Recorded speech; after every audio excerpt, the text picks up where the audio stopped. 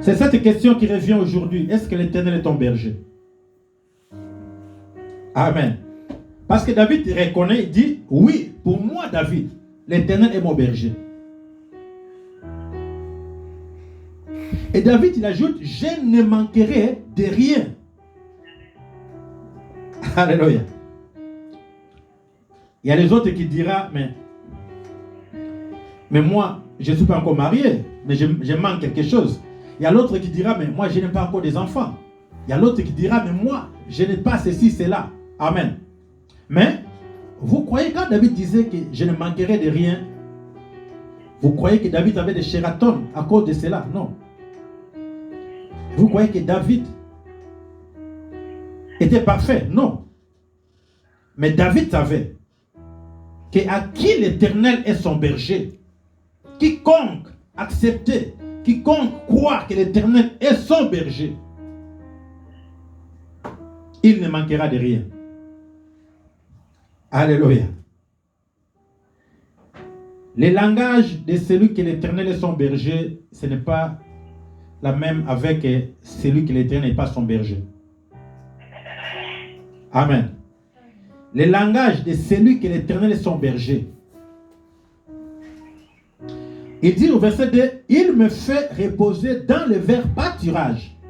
Il me dirige près des eaux paisibles. Il restaure mon âme. Écoutez, il fait quoi? Il restaure mon âme.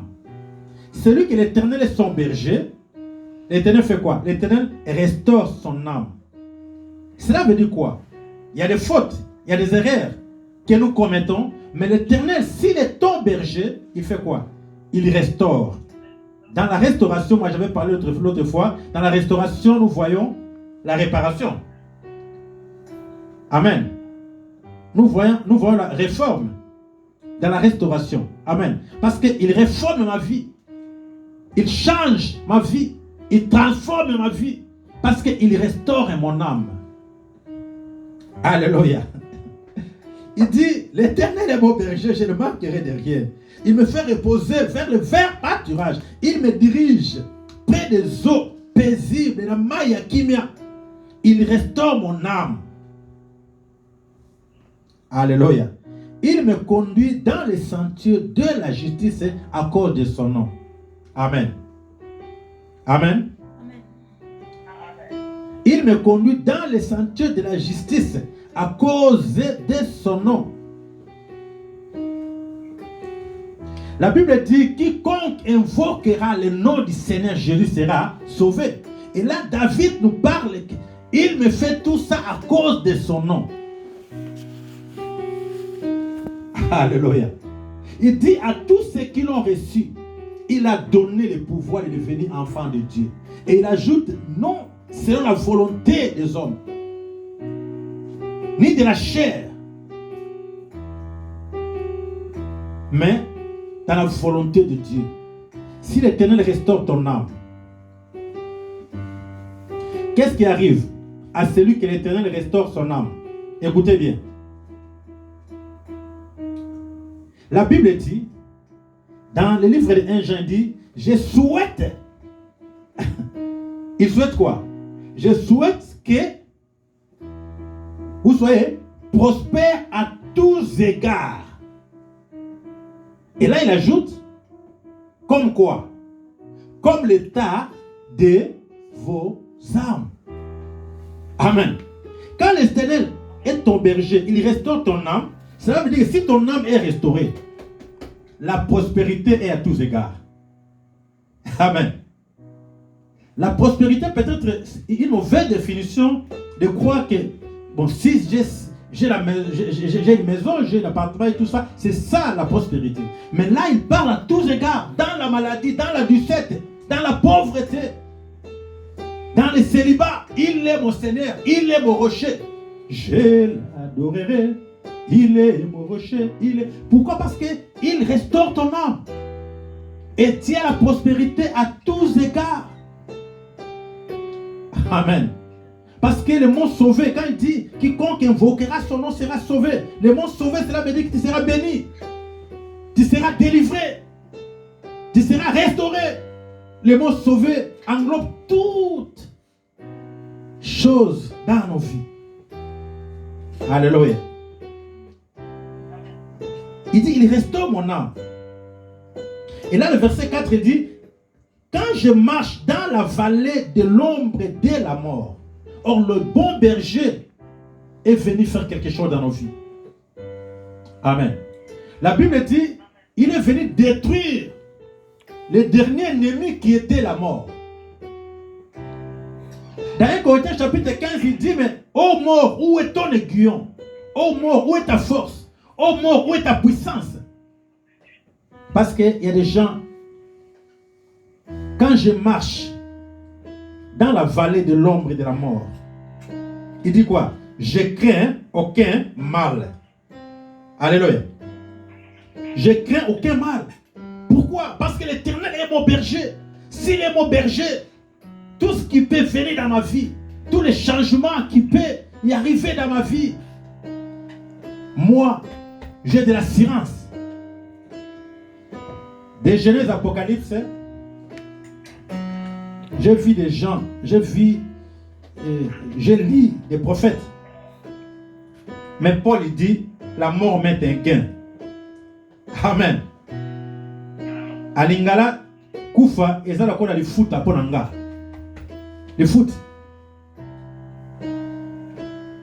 Amen. La mort met un gain. Ngai, liwa. Or nous aujourd'hui, nous demandons à Dieu, Dieu batelanga, naumela mingi na mokili. Amen. Mais Paul, à un certain moment, il dit, la mort met un gain. Pourquoi? Parce qu'il craignait aucun mal. Il dit, je ne crains aucun mal, même si je marche à l'ombre de la vallée de la mort. Pourquoi? Parce que la grâce de Dieu suffisait à Paul. Il dit, ta grâce me suffit. Amen. Laissez-le dire, oh, ma grâce te suffit, Paul. Et Paul avait compris la leçon. Quand je marche dans la vallée de l'ombre de la mort, je ne crains aucun mal. Car tu es avec moi. Amen. Il ne parle pas quand tu étais avec moi, il dit, car tu es avec moi. Amen. Il dit, car tu es avec moi. Avoir cette assurance. Parce que le voleur est venu pour dérober, mais nous devons changer ça pour dire, mais il y a quelqu'un qui nous tend la main, il dit, moi je suis venu pour vous donner la vie. Et la vie en abondance. Il dit, toi tu es avec moi. Quand nous allons voir dans le livre de Genèse, de Matthieu 28, là il dit, je suis avec vous jusqu'à la consommation du siècle. Il dit le mot présent. À l'effet de toutes les nations, les disciples, les baptisants au nom du Père, du Fils et du Saint-Esprit, prescrivez à observer tout ce que je vous ai prescrit. Et je suis avec vous tous les jours. Il utilise le mot je suis. Et là, David il dit, car tu es avec moi. Alléluia. Peu importe les situations difficiles que tu peux passer, bien-aimé, le Seigneur est avec toi. Regardez les hommes qui ont vécu avant nous. Daniel,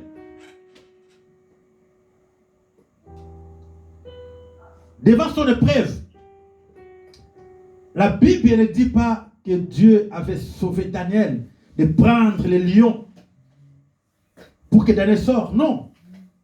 Mais la Bible dit que Dieu avait participé avec Daniel. Dieu est apparu avec Daniel. Et celui qui est avec Dieu, la Bible dit quoi? Dans le livre de Psaume 60, il dit, avec Dieu, nous ferons quoi? Nous ferons des exploits. Parce que quand il était là, Dieu était venu. Vous allez voir aussi les trois compagnons de Daniel. Dieu n'est pas un pompier. Non. Mais il vient avec nous. Parce que personne ne peut détruire Dieu en nous. Paul dit, Christ en nous, l'espérance de la gloire. Parce que Christ en nous. Les trois compagnons de Daniel étaient là. La fournaise était allumée. Mais la Bible dit ceci. Il y a eu l'apparition du quatrième homme.